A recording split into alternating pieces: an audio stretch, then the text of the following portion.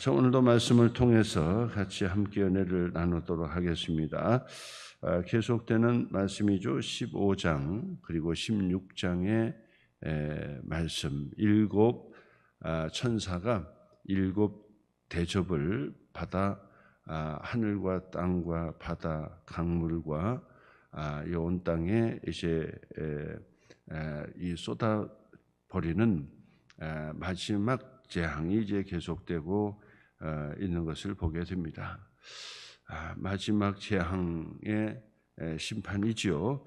자, 그래서 오늘 성경 말씀에 보니까 여섯째 대접의 재앙이고 그 다음에 일곱째 대접의 재앙이다. 그래서 여섯째 대접의 재앙은 아마겟돈 전쟁, 영적 전쟁의 가장 극치를 보여주는 거죠.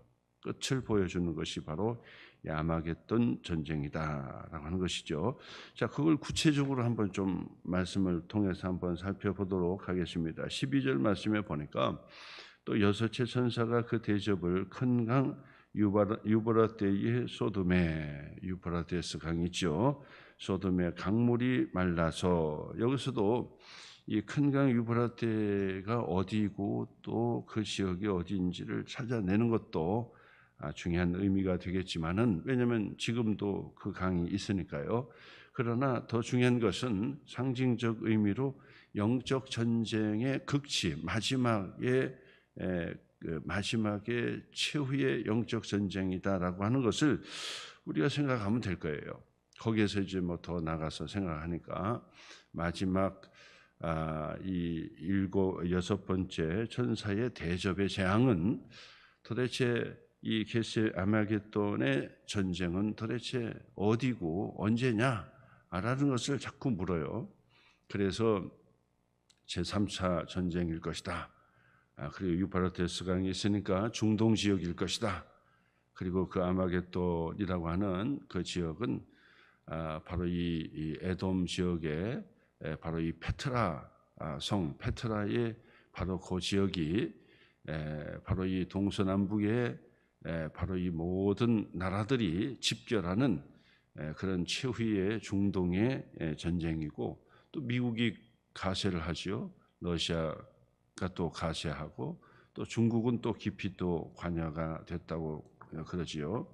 뭐 이런 상황에서 바로 이 마지막 전쟁이 일어나게 될 것이다 라고 하는 이야기를 하게 됩니다. 그러나 뭐 그런 것까지 그렇게 중요하게 우리가 공부하고 연구를 하는 것, 그렇게 중요하지 않다고 생각합니다. 중요한 것은 뭐냐면 주님이 오시는 때가 이제 마지막, 그리고 이 영적 전쟁은 그때나 지금이나 앞으로나 주님이 오실 때까지 영적 전쟁은 계속해서 치르게 되고, 그리고 마지막 때의 영적 전쟁이 어떻게 벌어질런지는 그거는 뭐 우리가 상상을 하고 거기서 머물러 버려야지, 이걸 구체적으로 뭐 어떻게 되고, 뭐 북방에서 내려오는 것은 뭐 러시아의 그 이 침입이고 뭐 이런 식으로 아마 구체적으로 뭐 더 그것을 가지고 또 설명하는 분들도 있지만은 뭐 그다지 그렇게 중요한 건 아니다, 그렇게 말씀을 드릴 수 있습니다. 왜냐하면 무리하게 해석이 될 수 있거든요. 자, 근데 중요한 것이 있지요. 중요한 것이, 항상 중요한 것, 그때나 지금이나, 그리고 또 이 아마겟돈 전쟁이나, 그리고 또 이것을 해석하는 때나 언제든지 가장 중요한 것, 그리고 예수님께서도 말씀하셨던 가장 중요한 것이 있죠. 오늘 14절에 15절에 말씀이 된 것입니다. 표시해 보시고요. 이런 것을 읽으셔야 돼요. 다른 거 뭐 영적 전쟁이죠. 뭐 구체적으로 어딘지 이런 거 살펴볼 필요는 없어요. 15절 한번 표시해 보시고, 이게 중요한 거예요. 보라 내가 도둑같이 올 것이라. 예수님께서 하신 말씀이고, 그 다음에 여기서도 명시적으로 가르쳐 주시는 말씀이죠. 보라 내가 도둑같이 올 것이다. 그래서 주님이 오시는 마지막 때는 사실은 조용하게 오시는 거죠. 그래서 두 사람이 시집장가도 가고, 두 사람이 밭에 나가서 밭일을 보고 또 맷돌도 같이 갈고, 그러다가 한 사람은 들림받고 한 사람은 노임받고, 그렇죠? 마지막 때 노아의 때와 같다. 노아의 때도 그렇게 그 하나님의 심판에 이 비가 쏟아지는 그 전날까지도 해가 쨍쨍 내리쬐고 아주 평안한 날이었다는 사실이에요. 이것이 특징이에요. 특징이에요. 제가 이것을 꼭 강조하고 싶은 거예요. 근데 어떤 분들은 자꾸 그 이 전쟁이 일어나니까 마지막이다. 지진이 일어나니까 마지막이다. 자연 생태계의 파괴가 일어나니까 마지막이다. 틀린 말은 아니죠. 틀린 말은 아니야. 근데 엄밀히 따져본다면 지진은 지금도 일어났고 옛날도 일어났어요. 그렇죠? 앞으로도 또 일어날 거고요. 그 다음에 기후환경은 정도 차이가 있지만은 그 기후환경 때문에 세상이 망하는 것은 아니에요. 그렇죠? 아니, 기후 때문에 망한다 그러면 그게 아니죠. 주님이 오셔야 세상이 끝날이 오는 거죠. 주님이 오시는 날이에요. 도둑같이 오시는 거예요. 도둑같이 오시는데 뭐 여러 가지 재앙은 나팔의 경고의 심판이 되는 거죠. 그래서 마지막까지는 여러 가지 이 경고 나팔의 재앙이 크고 적고 그리고 여러 형태로 그렇게 온다라고 하는 것도 틀린 말은 아니지만은 진짜 주님이 오시는 날이 마지막 때라 그 말이에요. 진짜 주님께서 오시는 날이 마지막이에요. 근데 그 마지막 때는 예수님께서 가르쳐 주신 대로 15절 말씀 보라 내가 도둑같이 올 것이다. 마태복음 24장도 예수님의 종말론, 예수님이 가르쳐 주신 종말론이기 때문에 이 요한계시록의 종말론과 예수님께서 가르쳐 주신 마태복음 24장을 같이 병행해서 연구를 한다고요. 자, 근데 마태복음 24장의 말씀에 보면은 전쟁이 일어나고 뭐 각처에 뭐 지진과 환란이 일어나고 막 이런 것이 있어요. 나중에 제가 설명드릴게요. 나중에 그게 무슨 어떻게 해석이 되어야 되는지는 나중에 제가 명확하게 제가 이 말씀을 드릴 거예요. 마태복음 24장을 제가 강의할 때 중요한 게 있어요. 놓치는 것이 있어요. 놓치기 때문에 오해를 하는 거예요. 그래서 그 부분도 나중에 이제 말씀을 드리게 될 것이니까 중요한 것은 도둑같이 올 것이다. 이게 주목하라는 거예요. 이것을 주목하는 거예요. 도둑같이 오니까 결국 어떻게 합니까? 잠자지 말고 졸지 말고 그리고 깨어서 준비하라. 이게 제일 중요한 거예요. 누구든지 깨어 자기 옷을 지켜 벌거벗고 다니지 아니하며 수치를 당하지 아니하며 영적 수치죠. 옷을 지켜 그 얘기는 예수 그리스도의 의의 옷을 입고 구원의 확신을 가지고 그리고 구원의 확신도 중요하지만 또 구원을 점검하는 것도 중요하지요. 구원을 점검하고 구원을 확신하고 두렵고 떨림으로 나의 구원을 살펴보고 그러는 자들 그러면서 바로 이 깨어서 이 등불을 준비하고 그리고 등불에 기름을 준비하는 슬기로운 다섯 처녀처럼 그렇게 준비하라. 그렇게 준비하고 깨어 있으라. 이것이 제일 중요한 거예요. 그렇죠? 아마겟돈 전쟁이 저 중동의 전쟁인데 러시아가 개입하고 뭐 이런 걸 알아가지고 그거 자꾸 머릿속에 넣어가지고 야 이제 마지막 전쟁이냐 뭐 언제 이제 곧 오냐 지금 이스라엘이 그 이란을 치고 그랬으니까 지금 3차 전쟁이 일어날 것이 아니냐 뭐 이런 거에 자꾸 관심을 갖다 보면은 자기 자신을 살피지 못하는 거예요. 자기 자신을. 그런 정세도 물론 우리가 정확하게 아주 차분하게 그것을 지켜볼 필요가 있어요. 더 중요한 것은 내가 어떻게 해야 되느냐가 제일 중요한 거지요. 그렇잖아요. 내가 어떻게 해야 됩니까? 주님이 도적같이 오시니까 깨어서 자기 옷을 지켜 벌거벗고 다니지 아니하도록 해야 되는 거고 자기의 부끄러움을 보이지 아니하는 자는 복이 있도다. 복이 있다. 이런 자가 복이 있는 거예요. 마지막 때 복된 사람이 돼야 돼요. 하나님 마지막 때에 복을 받는 사람이 돼야지 그 연구를 자꾸 해가지고 자기도 모르고 남도 모르고 그러면서도 계속해서 얘기하고 뭐 이런 것이 중요한 것이 아니에요. 중요한 것은 가장 키포인트를 아는 것이 중요한 거지요. 자, 그래서 바로 복된 사람이 되라. 그 복된 사람 누구냐? 도적같이 오시는 주님을 깨어서 맞이할 수 있는 슬기로운 다섯 처녀처럼 등불과 기름을 준비해서 부끄러울 것이 없는 하나님의 사람으로 그렇게 준비되는 것이 중요하다라고 하는 것이 가장 중요한 키포인트죠. 요거 놓치면 안 되는 거예요. 요것을 가장 중요하게 우리가 하고, 그리고 나서 지금의 상황을 우리가 영적으로 잘 살펴보는 거예요.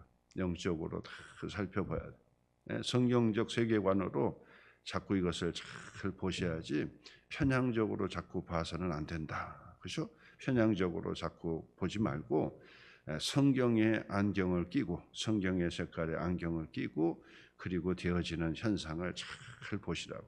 잘 보시면 바로 이 영적인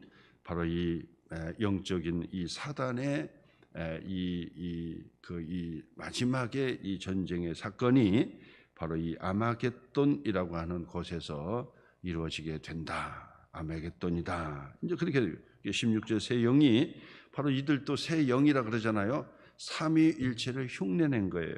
삼위일체를 흉내낸 거예요. 그래서 그들에게 새 더러운 영이 용의 입 그러잖아요. 용의 입 13절에 하반절 보면 용의 입, 짐승의 입, 그 다음에 거짓 선지자의 입이에요.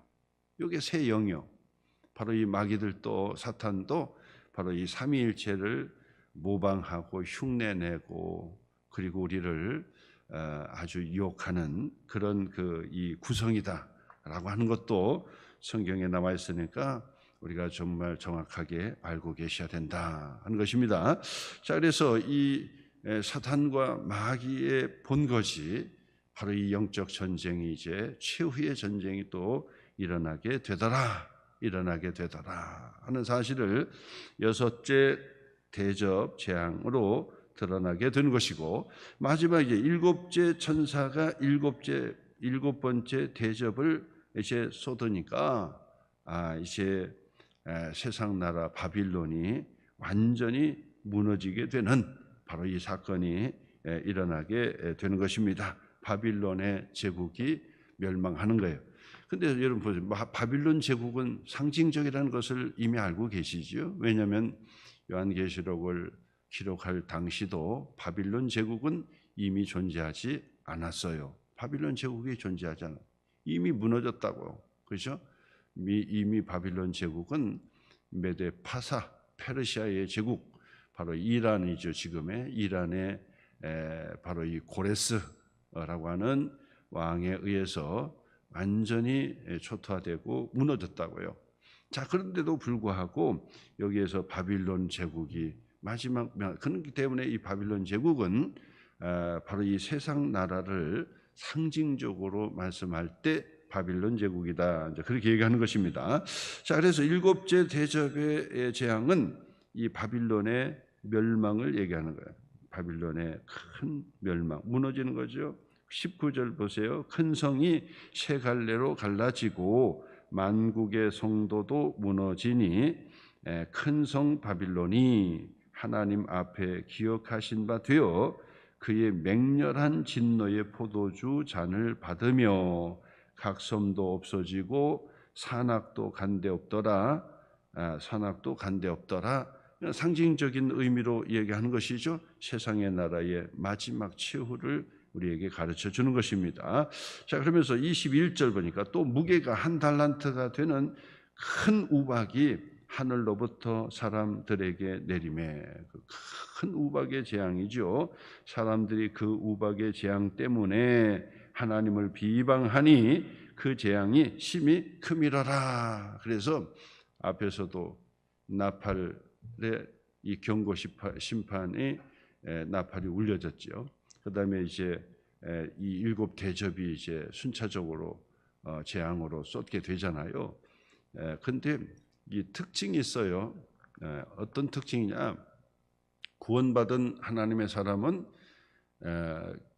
회개하고 기뻐하면서 그 하나님의 마지막에 심판에 설 것을 준비하고 강하고 담대하며 두려워하지 않습니다. 그런데 믿지 않는 자들은, 그리고 교회를 대적하는 그런 자들은 어떻게 해요? 절대로 뭐하지 않는다? 회개하지 않는다. 이것이 특징이에요. 절대로 회개하지 않는다. 그렇다고 해서 다 그렇지는 않겠죠. 간간히 회개하고 그 하나님께로 돌아오는 그런 이들도 있죠. 그러나 대체적으로 그들이 뭐한다? 더 악독해지고 그리고 더 사악해지고 그러면서 회개하지 않는다. 왜 그렇습니까? 공중 권세 잡은 사탄과 마귀에게 꼭 붙들린 거예요. 보통 문제가 아닙니다. 사람이 제정신으로 이겨낼 수 있는 것이 아닙니다. 하나님께서, 예수님께서 함께해 주시고 성령께서 역사해 주시고 능력을 부어해 주셔야지만이 그곳에서 벗어날 수가 있게 되는데, 그렇지 않으면 결단코 그들이 회개하고 주님께로 돌아오지 않는다. 이거 특징이에요. 특징입니다. 그래서 거기 특징대로 하고, 구원받은 하나님의 자녀의 특징은 뭐라 했습니까? 회개하고, 심령이 가난한 자의 자리, 애통하고 하나님 앞에 부르짖는 자리, 그 자리에서 겸손하게, 하나님 앞에 기도로 말씀으로 나가는 자가 특징이다 하는 사실이에요. 그리고 구원의 확신을 가지고 있지만은 또한 두렵고 떨림으로 구원을 이루어가는 점진적인 그 구원이 같이 작용한다라고 말씀을 드릴 수 있습니다. 구원받았다고 소리치고 확신하고 또 고백하고 소리 지른다고 구원이 되는 것이 아니라, 점진적인 그 구원을 자기가 겸손하게 살펴볼 줄 아는 사람이 구원받은 하나님의 자녀의 시금석이다라고 얘기하는 거예요.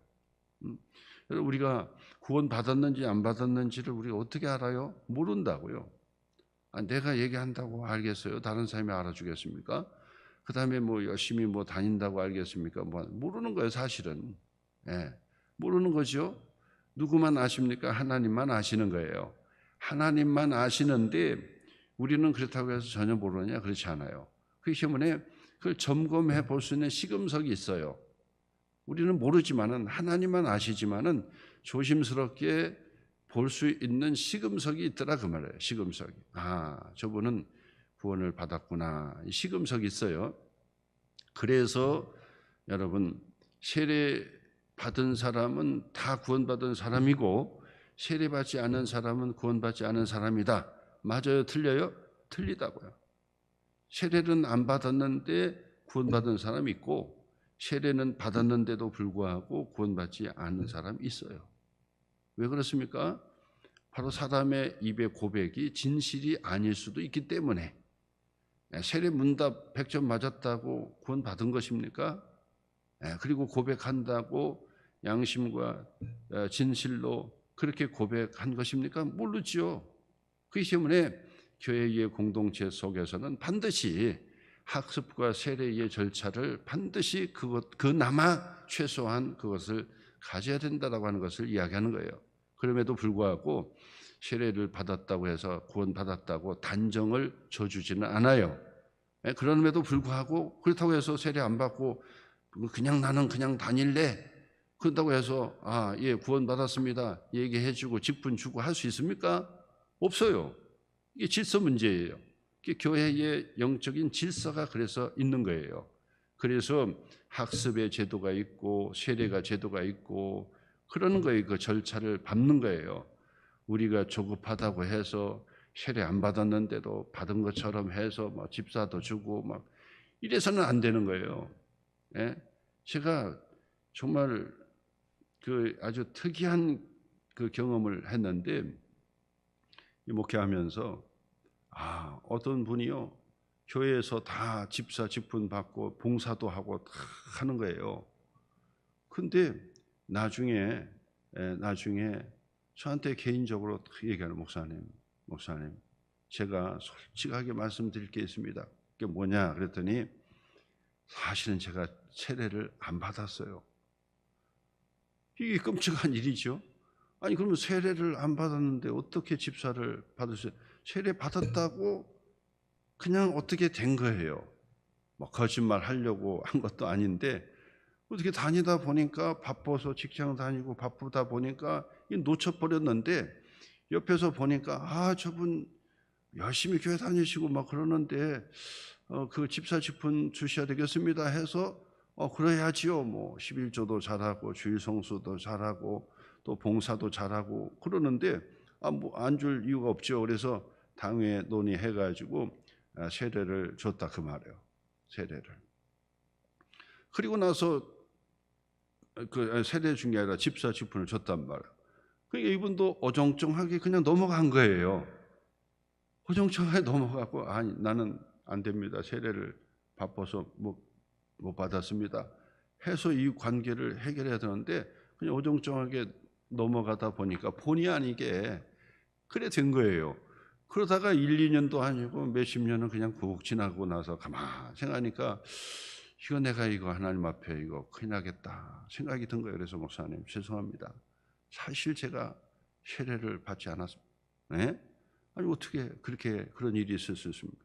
바쁘다 보니까 세례 받지 못하고 주일 성수 11조 이거 열심히 하다 보니까 교회에서 어느 날 서리 집사 주고 가만히 있다 보니까 이렇게 됐습니다. 아이고 어떻게 돼 이제 와서 그래서 다시 세례 공부 시키는 거예요. 그러면 세례 공부 다시 하시라. 그래가지고 세례 공부를 시키고 그 다음에 문답도 따로 하고 교회에 알릴 수가 없어요. 그렇다고 다 그렇게 해줄 수 있는 것은 아니에요. 이건 특이한 케이스니까. 그래서 문답도 하고 그리고 기도하고 그리고 나서 세례를 줬어요. 자, 이런 일도 있다니까. 그러니까 교회의 바로 이 조직과 질서라고 하는 것은 그거를 잘 지켜야 하는 거예요. 지켜줘야 되는 거예요. 그거 안 지키고 그냥 했다가 문제가 생기고 또 일이 생기고 그리고 아무리 열심히 봉사하고 충성한다 하더라도 그냥 또 봉사시켰다가 나중에 보니까 아니고 막 이런 일들이 일어나서는 안 되니까 그 조급해하지 말고 그렇죠? 조급해할 거 없어. 어디든지 조급해하지 말고 좀 지켜보고 놔둬보고 그러면서 그 이 서리 집사라든지 이런 것들도 그래 주고 그 다음에는 봉사도 하게 하고 그렇게 해야지 자꾸 옆에서 그냥 목사님 이 사람은 열심히 봉사합니다. 11조도 잘합니다. 그리고 주일 성수도 잘하고 성격도 좋아요. 그러니까 좀 빨리 좀 저 주일학교 교사나 또 성가대나 또 그다음에 다른 어떤 봉사나 이거 좀 빨리빨리 시켰으면 좋겠어요. 아니 빨리빨리는 자기 생각이지 중요한 것은 교회의 질서가 중요하다. 그렇죠? 그런 부분들을 좀 잘 지키시고 그렇게 해서 교회의 공동체가 질서대로 잘 이루어질 수 있도록 해야 돼요. 그렇게 해도 실수할 수 있다. 뭐냐? 그렇게 해도 세례를 받고 다 했어도 아닌 사람이 있어요. 제가 경험도 있잖아요. 젊어서 그 여자가 그 교회에 다니는 집안이에요. 기독교 집안. 그러니까 결혼을 하려고 프로포즈를 하니까 남자가 교회를 안 다녀요. 그냥 안 된다. 교회 안 다니면 저 세례를 받기까지는 난 결혼할 수 없다고. 그래가지고 세례를 받았어요. 어떻게 해가지고 결혼하고 싶으니까 이제 세례는 받았죠. 그리고 나서 세례 받고 나서부터 결혼을 하고 그리고 나서 교회 안 나오는 거예요. 몇 년을 안 나오냐? 한 60년을 안 나오는 것 같아요. 60년 동안 안 나와. 그러니까 그 여자 권사님은 열심히 기도하죠. 남편을 위해서 기도하죠. 세례를 받았다 하더라도 믿을 수가 없는 거예요. 세례를 받았다 하더라도 또 살펴봐야 되는 거예요. 그것이 중요해요. 그러니까 우리가 주님이 다시 오시는 마지막 때가 되었다 해서 자꾸 아마겟돈 전쟁이 뭐냐, 뭐 전쟁이 어디서 있냐, 지금이 뭐 3차 전쟁 징조냐, 뭐냐, 그런 거 저런 거 전부 그거 머리 아프게 자꾸 이렇게 하면서 그게 더 중요한 게 아니라 내가 주님이 오시는 날 등불과 기름을 내가 준비하고 있느냐, 이게 중요한 거라고요. 그렇기 때문에 나의 구원을 확신하기도 해야 되겠지만은 두렵고 떨림으로 내가 정말 구원받을 수 있는 하나님의 사람인지를 살펴보고, 그리고 목사님이 또 살펴볼 수 있도록 그렇게 얘기도 하고, 그렇게 해서 주님 앞에 마지막 때 구원받는 하나님의 사람이 되어야 한다. 이게 중요하다는 거예요. 깨어서 자기 옷을 지켜 벌거벗고 다니지 아니하도록 그렇게 준비하는 것이 중요하다, 이렇게 말씀을 드리고요. 그 다음에는 바로 이 큰 우박이나 뭐 이런 재앙들도 다 마찬가지요. 다 마찬가지. 마지막 큰 성 바빌론은 무너진다. 그 세상은 반드시 무너진다. 반드시 무너진다는 거예요. 세상의 나라는 망하고, 그리고 하나님의 나라는 온다. 성 어거스틴의 바로 이 참회록의 두 도성이라고 하는 그 책의 핵심이 그거예요. 핵심이 세상 나라는 망하고 하나님의 나라는 온다. 우리는 그것을 명확하게 가지고 계셔야 돼요. 그래서 세상 나라에 대한 하나님의 창조의 질서에 대한 부분들도 많은 관심을 가지고 기도하고, 제가 늘 말씀드리잖아요. 하나님께서 만드신 세상 만물의 천지 만물을 우리가 귀하게 보시고, 믿지 않는 사람의 환경 운동보다도 우리가 더 잘하고 환경의 의식을 가지고 정말 이 환경을 가꾸는 그런 일들을 우리가 반드시 하셔야 된다. 자, 그러나 환경론자들 중에서도 아주 극단적인 환경론자들 있어요. 분류해 볼 수가 있습니다. 우리는 그런 환경론자를 따르는 것이 아니에요. 하나님의 온 땅을 말씀으로 창조하셨기 때문에 우리가 주님이 오시는 날까지 그런 어떤 많은 자연의 재해와 피해를 막으려고 우리는 정말 우리가 그 사명을 감당하는 것이다라고 하는 것을 우리가 꼭 기억하시고, 환경에 믿지 않는 사람보다도 더 열심을 다하고 본보기가 되는 그런 그런 신앙을 가지셔야 돼요. 그래서 우박이 한 달란트 되는 그런 우박이 떨어지고 막 이렇다고 하잖아요. 그러니까 환경이 얼마나 파괴가 되는 겁니까? 그래서 지금도 뭐 어느 지역에 막 그냥 우박이 그냥 완전 얼음 덩어리처럼 막 툭툭툭 떨어져 가지고 막 깜짝 놀라는 그런 일들도 일어나고, 기후에 엄청난 변화가 일어나고 있습니다. 엊그제는 신문에 보니까 서울에 바나나가 열렸다. 이게 기사예요. 서울에 바나나가 열렸다는 거예요. 그만큼 지금 우리 기후가 변화됐다는 얘기죠. 바로 이 우리 밭에서, 우리나라 밭에서 이제 바나나를 키워서 먹을 수 있는 때가 오리라고 보는 것이죠. 이처럼 얼마나 이 급속 변화됐습니까? 그처럼 우리 다시 한번 우리의 의식을 가지시고 바로 이 깨어서 준비하는 그런 성도가 되시기를 주님의 이름으로 축복을 드리고요.